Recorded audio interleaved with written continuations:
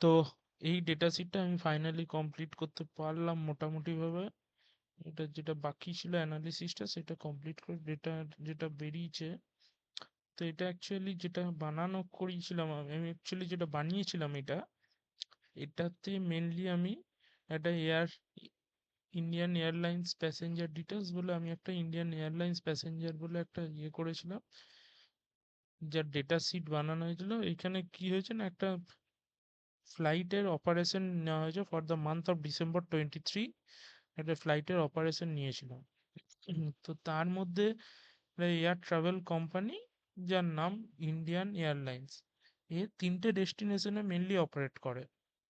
দেখানো হয়েছে এখানে, একটা হচ্ছে ব্যাঙ্গালোর টু হায়দ্রাবাদ যায়, হায়দ্রাবাদ টু দিল্লি যাচ্ছে, এই দিল্লি টু ব্যাঙ্গালোর যায়, আর হায়দ্রাবাদ টু দিল্লি। এই তিনটে ডেস্টিনেশনে অপারেট করে। সিঙ্গেল সাইড রান দেখিয়েছি আমি, ডুয়েল সাইড বোথ সাইড রানিংটা দেখাইনি এক্ষেত্রে। তিনটে ডেস্টিনেশন নেওয়া হয়েছে শুধুমাত্র, যে ব্যাঙ্গালোর টু হায়দ্রাবাদটা কিন্তু নেওয়া হয়নি, শুধু এই হায়দ্রাবাদ টু ব্যাঙ্গালোর নেওয়া হয়নি, শুধু ব্যাঙ্গালোর টু হায়দ্রাবাদটাই নেওয়া হয়েছে এই ক্ষেত্রে। তো এখানে সেই ডেস্টিনেশন অনুযায়ী তার অপারেশনাল কস্ট দেওয়া আছে। অপারেশনাল কস্টের মধ্যে আমাদের নেওয়া হয়েছে কি কি নিয়েছি আমি, না ট্রাভেল কস্ট নিয়েছি, এয়ারপোর্ট কস্ট আছে, দুটো টোটাল করে যেটা এসছে ট্রাভেল কস্ট। মেনলি বেসিক্যালি আমার ট্রাভেল কস্ট যেটা বের করতে হয়েছে এখানে, ট্রাভেল কস্টেরও একটা করা আছে। ট্রাভেল কস্ট কিভাবে বের করা হয়েছে না, ট্রাভেল কস্ট হচ্ছে আমার 5 টাকা প্রতি কিলোমিটার হিসাবে পরে ধরা হয়েছে। 5 টাকা পার কিলোমিটার হিসাবে আমার ফুয়েল কস্ট যেটা পড়ছে, মানে travelling cost, fuel cost plus operational cost সব মিলিয়ে 5 টাকা পার কিলোমিটার হিসাবে পড়ছে। আর এয়ারপোর্ট কস্ট নেওয়া হয়েছে, যে এই প্লেনটা থাকবার জন্য যে কস্ট হচ্ছে সেই কস্টটাকে আমরা নিয়ে নেওয়া হয়েছে অ্যারাউন্ড প্রতিটা এয়ারপোর্টের একটা প্লেন ল্যান্ডিং এর জন্য হ্যাঙ্গিং যে কস্ট আছে সেইটার হিসাবে নেওয়া হয়েছে, যে প্লেনটা ল্যান্ডিং করতে দিচ্ছে এয়ারপোর্ট ওয়াইজ একটা একটা পার্সেন্টেজ নিয়ে নিয়েছি আমরা এখানে। প্রতিটা এয়ারপোর্টে আলাদা আলাদা, সেটা divided by the percentage of people, the amount of seat capacity আর কি, সেইটার উপর ডিপেন্ড করে আমরা এটাকে ডিভাইড করে দিয়েছি এয়ারপোর্ট কস্ট পার প্যাসেঞ্জারের মধ্যে। এটা আমার সিট ক্যাপাসিটিটা নেওয়া হয়েছে এক একটা ডেস্টিনেশন টাইপে, এক একটা সিট ক্যাপাসিটি ডিফারেন্ট আছে। যেমন ব্যাঙ্গালোর টু হায়দ্রাবাদের ক্ষেত্রে আমার সিট ক্যাপাসিটি 66, আবার দিল্লি টু ব্যাঙ্গালোরের ক্ষেত্রে ফ্লাইটটাতে সিট ক্যাপাসিটি 25, আবার হায়দ্রাবাদ দিল্লির যে ফ্লাইট আছে সেখানে সিট ক্যাপাসিটি 78 ধরা হচ্ছে। তো সেই টাইপ অনুযায়ী আমাদের একটা সিট ক্যাপাসিটির উপর বেস করে এখানে এয়ারপোর্ট কস্টটাকে ডিভাইড করে আমরা একটা টোটাল অপারেশনাল কস্ট বের করেছি এইখান থেকে। এই যে টোটাল অপারেশনাল যে কস্ট আসছে, সেই টোটাল অপারেশনাল কস্টের উপর বেস করে আমাদের টিকিট প্রাইসটা ডিসাইড করা হয়েছে। এক্ষেত্রে আমাদের যে টিকিট প্রাইসটা গেছে, টিকিট প্রাইসটা ডাইনামিক টিকিট প্রাইস বানানো হয়েছে।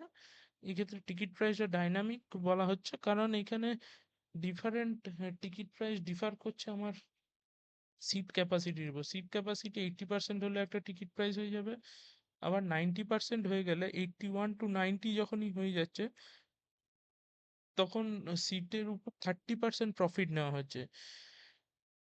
81 to 90 সিটের উপর 30% প্রফিট নেয়, আবার যখন 100% হয়ে যাচ্ছে তখন কোম্পানি 50% প্রফিট, যা বেস প্রাইস আছে আমার না অপারেশনাল কস্টের উপর 50% প্রফিট নিচ্ছে কোম্পানি। আবার ঠিক যখনই এটা 105 যখনই চলে যায় তখনই আমার মানে আপ টু 5% আমরা মানে সিট ক্যাপাসিটির উপর যে কোনো এয়ারলাইন্স কি করে ওভার বুক করে। তো ওভার বুকিং এর ক্ষেত্রে কি হচ্ছে, যখনই কোম্পানি যখনই এখানে ওভার বুকিং করছে 5% অব্দি অ্যালাউ করে company. Booking seat capacity is also over booking, per seat ক্যাপাসিটির উপর 5% ওভার বুকিং নেয় কোম্পানি। তো সেক্ষেত্রে আমি 105%-এ যখনই যাচ্ছে তখনই আমার 70% প্রফিটের উপর আমরা বিক্রি করা হচ্ছে টিকিটটাকে, যা অপারেশনাল কস্ট তার উপর 70% প্রফিট নিচ্ছে কোম্পানি। সেই বেসিসে আমাদের একটা রেগুলার প্রাইস ফিক্সড করা হয়েছে এইখানে। এবার রেগুলার প্রাইসের উপর কি হয়েছে, কোম্পানি কিছুটা ডিসকাউন্ট দেয়, যেমন সিনিয়র সিটিজেন ডিসকাউন্টের চার্ট এখানে বানানো আছে আমার এখানে। সিনিয়র সিটিজেনদের ক্ষেত্রে ডিসকাউন্ট দেওয়া হচ্ছে কত, 5% ডিসকাউন্ট দিচ্ছে। যদি কোনো ফিমেল ট্রাভেল করে তার ক্ষেত্রে 2% ডিসকাউন্ট থাকে। আবার কোনো চাইল্ড যদি বিলো 5 ইয়ার্স যদি যায় তা তার ক্ষেত্রে 50% ডিসকাউন্ট থাকে। কোম্পানির পক্ষ থেকে টিকিটের প্রাইসের উপর। এইটা আমার যদি টিকিট প্রাইস, সাপোজ আমার টিকিট প্রাইস যদি 3094 হয় ব্যাঙ্গালোর টু হায়দ্রাবাদ ডেস্টিনেশনের ক্ষেত্রে, তাহলে সেখানে যদি সিনিয়র সিটিজেন হয় 2940 হয়ে যাচ্ছে।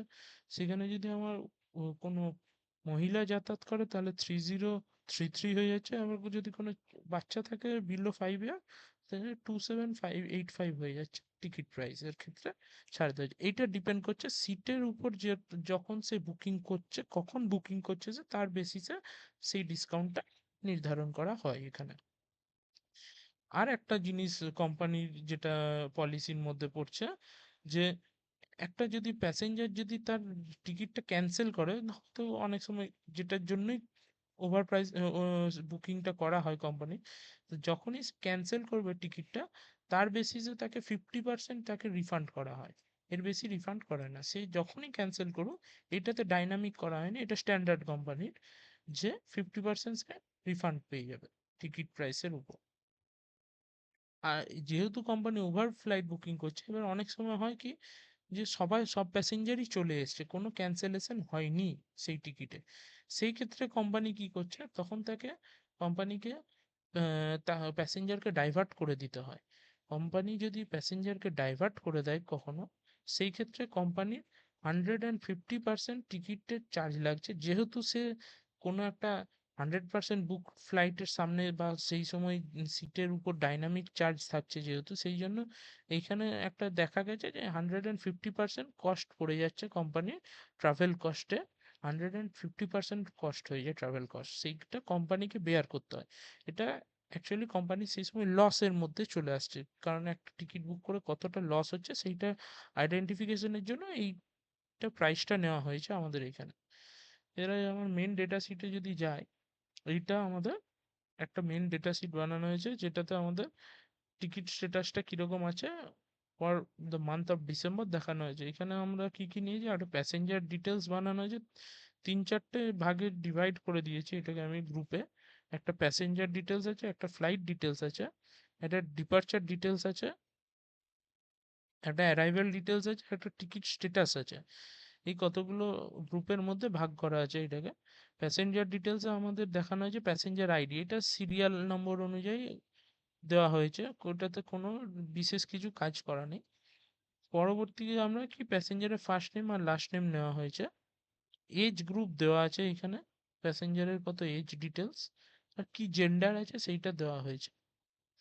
তারপরে সিট নাম্বার দেওয়া আছে, সিট নাম্বারটা ডিপেন্ড করছে প্যাসেঞ্জারের date wise seat number. Suppose আমরা যদি ডেটে যাই, ডিসেম্বরে যদি আমরা 1 তারিখটা দেখি, 1 তারিখে ডিসেম্বরে কোন রুটে যাচ্ছে সেই route wise seat wise, suppose আমি ব্যাঙ্গালোরের যদি সিট নিই, তাহলে ব্যাঙ্গালোরের 1 তারিখে যে সিটটা বুকিং হয়েছে তাদের প্যারালালি সব বুক হয়ে গেছে, এখানে বুকিংগুলো দেখাচ্ছে সিট ওয়াইজ। আবার যদি আমরা 2 তারিখে চলে যাই, 2 তারিখে অন্য ডেটে আবার 2 তারিখে 1 2 3 4 করে বুকটা দেখাবে, যে কতগুলো বুক হয়েছে না হয়েছে এরকম করে বেরোবে। সিট নাম্বারটা সেই অনুযায়ী ডাইনামিক্যালি সাজানো হয়েছে, যে প্যাসেঞ্জার ওয়াইজ সিট নাম্বার এটাকে সাজানো হয়েছে, যে এখানে কোনো ইয়ে নেই যে প্যাসেঞ্জার যে কোনো সিট পাচ্ছে বা ইয়ে, ডেট ওয়াইজ এটাকে একটা সাজিয়ে দেওয়া হয়েছে সিট নাম্বারগুলো।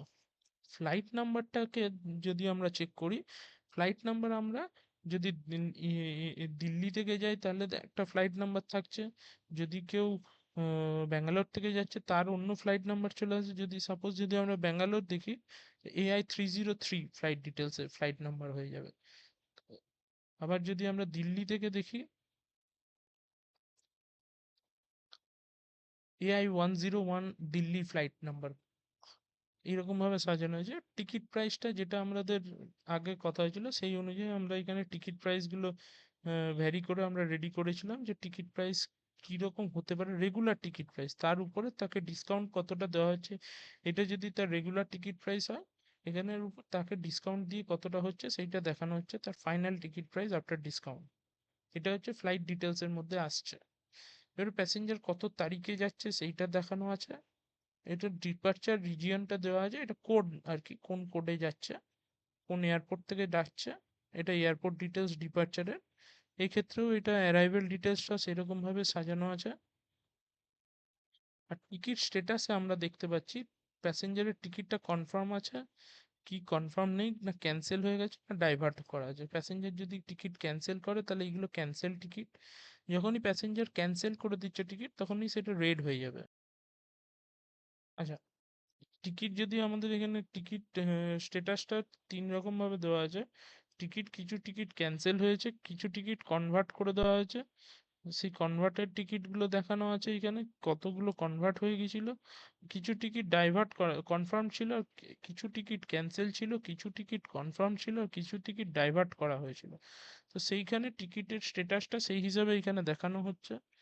আর ডাইভারশন যদি হয়ে যায়, যদি ক্যান্সেলেশন হয়, তাহলে ক্যান্সেলেশনের কত খরচা আসছে এখানে যদি আমরা যাই, ক্যান্সেল যদি হয়ে যাচ্ছে তাহলে ক্যান্সেলেশনের জন্য কত কস্ট পড়ছে, ক্যান্সেল হয়ে গেলে টিকিটকে তাকে কত টাকা রিফান্ড দেওয়া হচ্ছে সেইটা দেখানো যাচ্ছে। যদি এটা আমার ডাইভার্ট করে দেওয়া হয় তাহলে ডাইভারশনের এগেনস্টে কত কস্ট পড়ছে সেটা আমার এখানে চলে আসছে ডেটাতে। আচ্ছা, এইখানে দেখানো হয়েছে কোম্পানি কতটা প্রফিট অ্যান্ড লস, এইখানে আমাদের দেখানো আছে। এই সিটটাতে আমরা মেনলি দেখিয়েছি প্রফিট অ্যান্ড লস। এখানে কি কি দেখিয়েছি না, কোম্পানি কত প্রফিট করেছে date wise, daily route wise কোম্পানির প্রফিট অ্যান্ড লসটা আমরা দেখিয়েছি এইখানে। এরকম ভাবে এইখানে যদি এইখানে একটা হাইট আছে, খুলে দিই আগে তাহলে দেখতে সুবিধা হবে।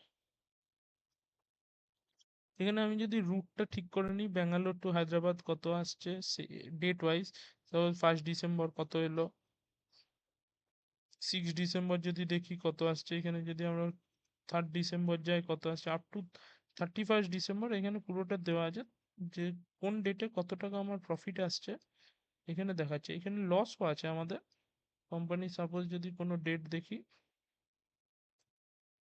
তার লস আমি দেখো এই যে লসের ক্ষেত্রে আমাদের যেমন দিল্লি টু ব্যাঙ্গালোর 22 ডিসেম্বরের ক্ষেত্রে আমাদের লস হয়েছে 31,000 টাকা লস হয়ে গেছে কোম্পানির, 31,000 লস। এবার লসটাকে কি করেছি আমি এখানে স্কোয়ার রুট করে দিয়েছিলাম, পাওয়ারে স্কোয়ার রুট করেছি, এর প্রথমে স্কোয়ার করেছি, স্কোয়ার করে স্কোয়ার রুট করেছি, তাতে মাইনাসটা আমার চলে গেছে, এখানে শুধু আমার অ্যামাউন্টটা আসছে, পজিটিভ অ্যামাউন্ট চলে আসছে।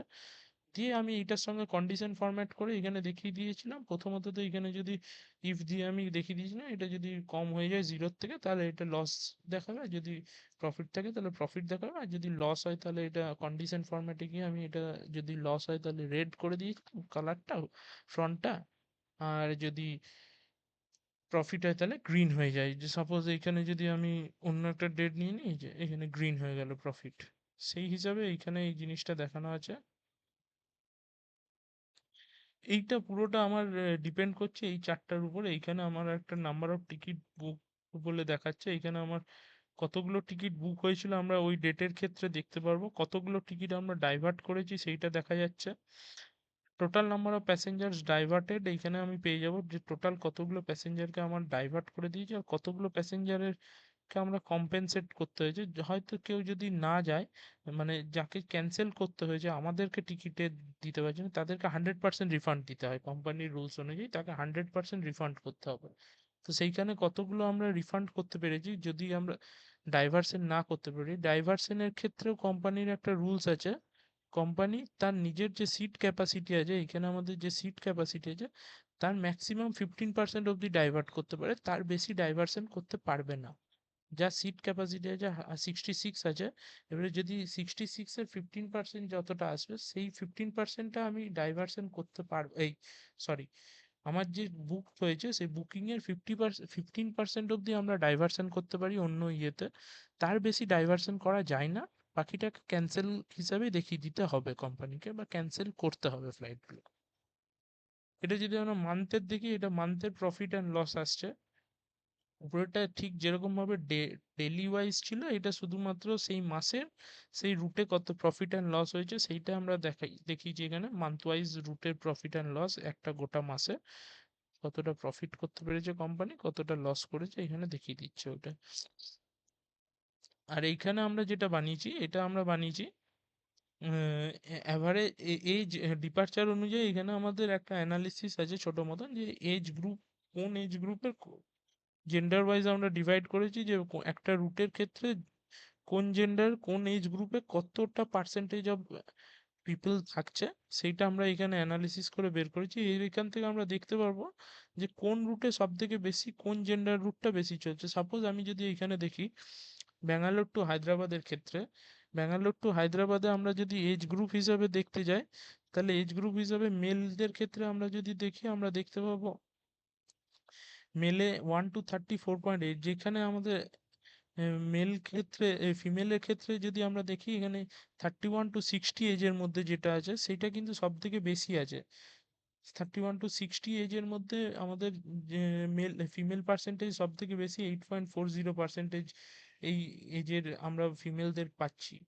অথচ সেই জায়গায় যদি আমরা মেল দেখি, মেলটা কম, সেই কারণে আমাদের ডিসকাউন্টটা দিয়ে কোম্পানির প্রফিট হচ্ছে না লস হচ্ছে, সেই যে একটা ছোট অ্যানালিসিস এইখান থেকে আমরা বের করতে পেরেছি।